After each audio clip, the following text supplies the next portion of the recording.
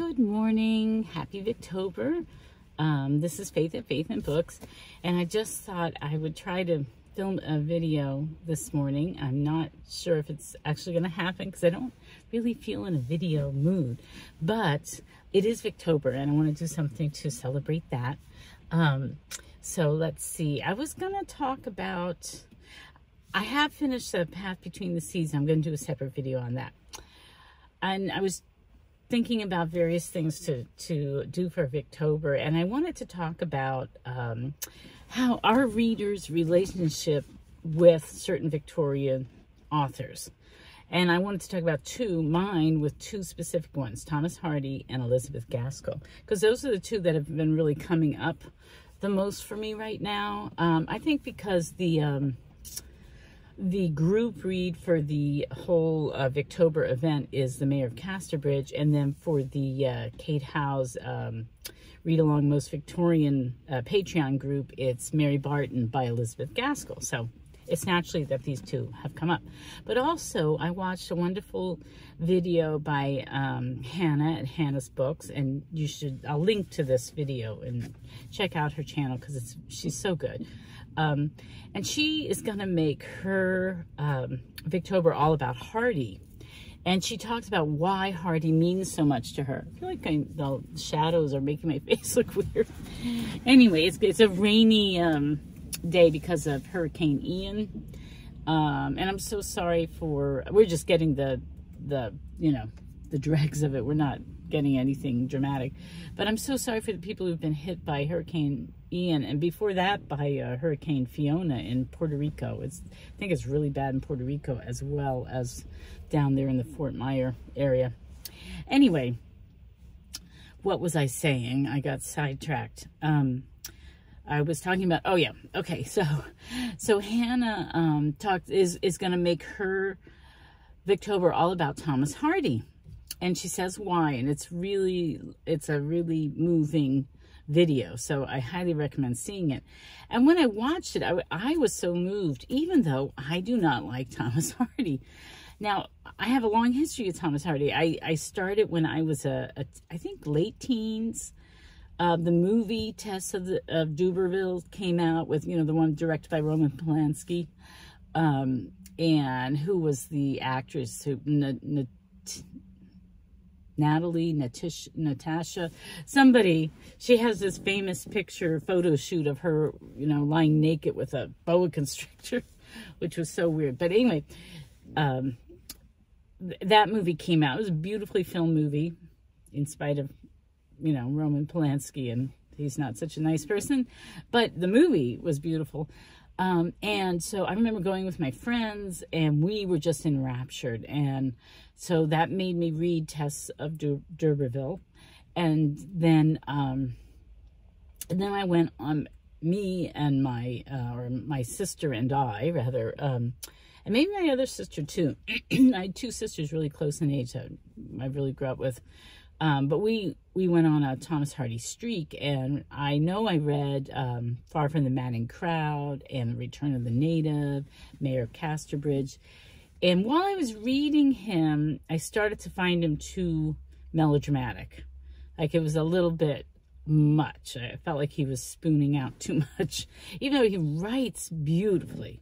He's an exquisite writer, and he's really good at describing the countryside and the little villages and all that. It's very atmospheric. He's really good at that.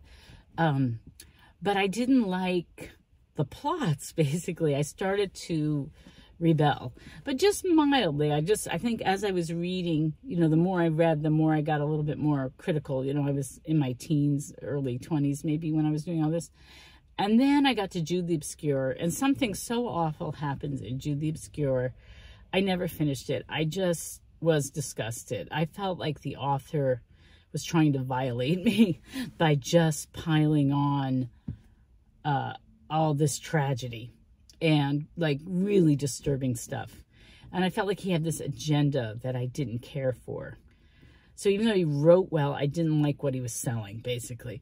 And so I rejected him. Then, I don't know how many years ago, I decided to give him a try again.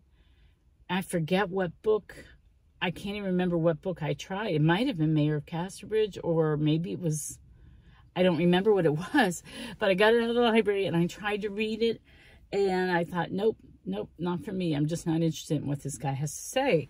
And then just a few months ago, for the Patreon group, we read Mayor of Casterbridge. When was that? Like back in the spring. And I read the whole thing. I said, okay, I'm going to be fair. There's a bunch of people in this group that really love Thomas Hardy. I'm going to really give him a fair hearing. And again, I just don't like Thomas Hardy, what he has to say. And I felt like he's not a nice person.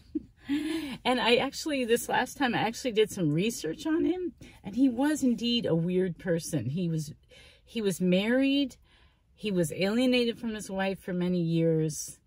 And, you know, his novels explore, like, things outside of marriage. And at that time, a lot of people found that the Victorian divorce laws were too oppressive. And so there was a lot of rebellion against that. But this is when, like, free love starts to come in. I mean, you can sense all that going on in him. Like, it's subtle, but it's there. And then a lot of novels at that time that are what they call, and I'm pretty ignorant about this, so I might be misstating things, naturalism, where they sort of want to give you the unvarnished truth of the poor. And so there's a lot of kind of bleak, sordid stuff that they talk about. And there, to me, there's this nihilism that runs through it. And I don't find it a very wise position. You know, it might be evocative of how you might be feeling in a certain mood or whatever, but it's not, I found him claustrophobic. You know, I didn't feel like he was broadening my world. I felt like he was closing it in. So I just don't care for, even though I admit that he writes beautifully. He's a beautiful writer. So, but other people have different experiences with Thomas Hardy, and Hannah did. And, you know, after watching her video, I thought, you know, I will fight to my death for your right to love Thomas Hardy. You know, it really is personal preference. It really is. And so, you know, you can see things in an author that I don't see. An author can evoke emotions and nostalgia in you that he or she doesn't evoke in me. And that's how I, you know, that's how I really think about these things. So, you know, to all the Thomas Hardy lovers, I hope you enjoy reading all his novels. It's not for me, but that doesn't mean I can't celebrate the fact that you love him and can appreciate him. So, the other author, though, that's been coming up is Elizabeth Gaskell. And Elizabeth Gaskell, the first time I read anything by her, I'd never heard of her before, but this was years and years ago. I was in this little online group of homeschooling moms. Now, I was kind of an unschooler, almost like by default, because I couldn't manage the actual, you know, school at home approach at all.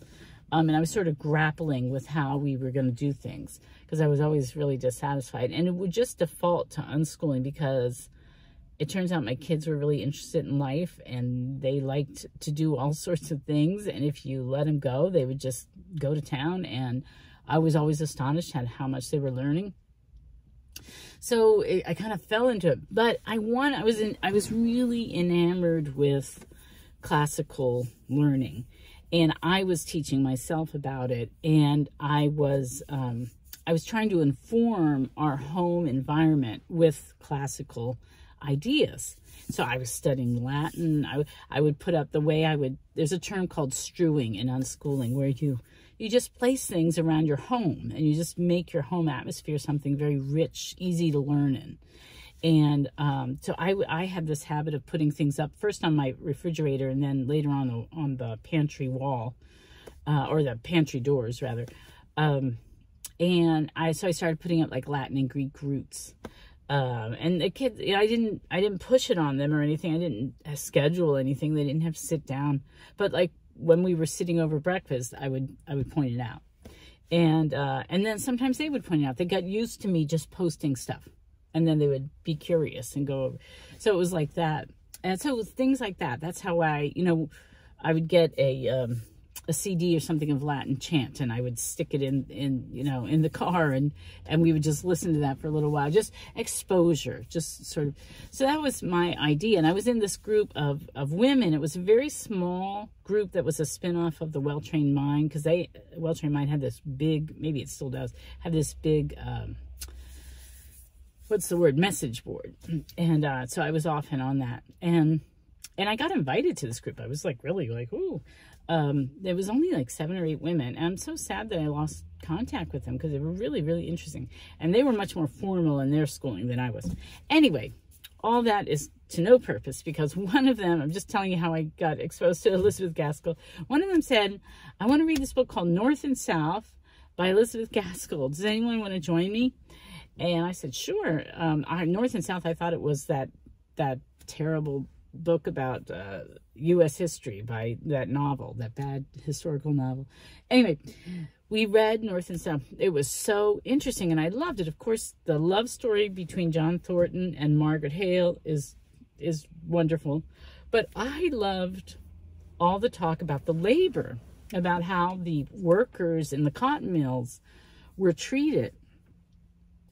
And so I found that aspect really, really interesting. And I read that book. I remember just loving that book and reading it like 5 times in a year or something. And then I decided to try Mary Barton. So I read that. And I loved Mary Barton too. Now, Mary Barton was the very first novel she wrote. She wrote it when she was recovering from the death of an infant, of her infant. I guess she had given birth. I don't know if the baby died right away or when, but the doctor said, you need to do something to preoccupy your mind, because she was resting. She was on bed rest. And so she decided to write a novel. Now, I don't know if she had written short stories before or what the situation was. But so she did this. She wrote Mary Barton. That was her first full-length novel. And it's completely from the poor workers, poor cotton mill workers' point of view, because Elizabeth Gaskell was the wife of a Unitarian minister, and they worked with the poor in Manchester. That's what she did. So she was surrounded by this, and so she wrote this book about it. Well, I was really fascinated by that. I used that when I was teaching English to my kids, my older kids. I'm not sure which kids. The bottom 2 I kind of homeschooled differently. But yeah, so we read that, and we studied Mary Barton, and I read it again. So I've read it at least 3 times. And that's why I'm trying to write a screenplay, which I'm doing very badly at. But now that it's actually October, I'm really going to step up my game and focus on it more. But yeah, so Mary Barton. And then I read, I think the next one I read was Ruth, which is about an unwed mother. And so I just thought that she was the type of novelist that wrote powerful novels about social issues, right? So she was, North and South is about the clash, not only between the North and South of England, but she's sort of using that as an allegory between the workers and the owners of the cotton mills.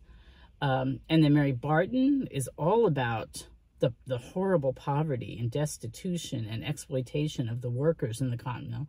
Ruth is about what happens to a woman who gets pregnant out of wedlock. And then I think I read the next one might have been Sylvia's Lovers, or The Life of Charlotte Bronte. So The Life of Charlotte Bronte is not a novel. It's her. She was friends with Charlotte Bronte, and she wrote a biography of her after Charlotte Bronte passed away. And apparently it's controversial. I did not know that at the time. I just picked it up and read it and enjoyed it very much. And then Sylvia's Lovers, the social issue there is that, you know, the British Navy used to come into these seaside towns and abduct young men to work on the ships. And, you know, your son would go out one night and then you wouldn't see him for 7 more years because he'd been abducted and taken to sea. And so that is, it's all about how this affected this one town, and certain people in it particularly. So that was another one that was dealing with these social issues. And then, and I loved Elizabeth Gaskell for writing about these social issues. And then, what else? And then I was watching TV one time and Cranford came on, and I did not, somehow I'd missed that she'd written a book called Cranford. And it was so charming. With Judi Dench was in it, and I don't know who else, but it was a lovely BBC series, and I couldn't believe it was the same author. I could not believe that the same person who wrote about these social ills going on in society so you know, so beautifully, and so with such wisdom and insight and nuance, that she had written just this light story about these women in this little town. So I went out, and after I saw the series, I went out and read the book, totally charmed by it, and just kind of a little bit surprised that it was the same author. Although there is in Cranford, as I recall, I have not read it for a while and have not seen the series for a long time. I do think it's, one of the things is about how the railroad is coming in and how it's changing their lives. So I do think there is a little bit of that. But then the last novel that I read, I haven't read everything that she wrote, because I think there's other things that are sort of adjacent to the Cranford, like short novellas that I haven't gotten to. I read Wives and Daughters. And Wives and Daughters is like a very, to me, sort of typical Victorian novel, that it didn't have any of those pressing social issues in it. And I found it dull. I guess I wanted more than just a love story or whatever. I wanted other things. Now, I can't remember the novel very well. I'm just saying all this because most people seem to think Wives and Daughters is like their favorite. I think North and South and Wives and Daughters, and North and South because of the love story, right? And Wives and Daughters, I guess, because of the love story. And to me, it was my least favorite. Then I read her Elizabeth Gaskell's Gothic Tales, and they're completely different too. So now I realize that Elizabeth Gaskell is an extremely versatile writer. And while a lot of her work does deal with social issues of the time, not all of it does. Some of it's just fun. Some of it's just these fun short stories that are Gothic, kind of spooky stories. And Wives and Daughters, I think, was the last book. I don't think she quite finished it. But that was just a love story, I think. I have to read it again. And I think for next Victober, I'm going to read Wives and Daughters to expand my understanding of Elizabeth Gaskell. And I would also like to really read a biography of her. I think that would be good. Anyway, so that is just me rambling on for Victober. I don't know if it was interesting at all. It's funny to me how we really form relationships with these authors, you know, and I had a certain relationship with Elizabeth Gaskell, and it's sort of at odds with other people's, that most other people that at least I'm talking to or in contact with. And the same thing with Thomas Hardy. I have this different relationship with Thomas Hardy, but other people, you know, they have a different one, and that's okay. That's really okay. I really celebrate that people come at these authors in different ways. And it's kind of a beautiful thing. And it's very interesting, I think, to hear other people's takes on something that's different. It's expanding, and it makes me reconsider my own opinions and try again. Sometimes my opinion won't change, and sometimes it will. So I'm going to read Wives and Daughters next Victober. You know, we'll see if that actually happens.